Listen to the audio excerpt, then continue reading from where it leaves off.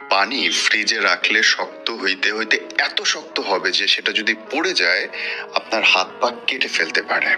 আপনি যে মেয়েটাকে বিয়ে করে ঘরে আনছেন সেও কিন্তু একদম তরল কাদামাটির মতো।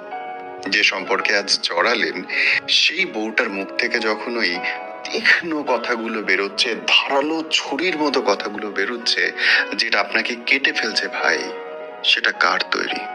পানি এমনি এমনি বরফ হয় না। একটা মানুষ এমনি এমনি বাজে কথা, তীক্ষ্ণ কথা, ধারালো কথা, খোঁচা দেওয়া কথা বলা শেখে না। সহ্য করতে করতে, ধৈর্য ধরতে ধরতে, আশা যে একসময় ঠিক হয়ে যাবে, বুঝবে, এই আশা করতে করতে যখন খেই হারিয়ে ফেলে আর কোথাও যাওয়ার জায়গা থাকে না।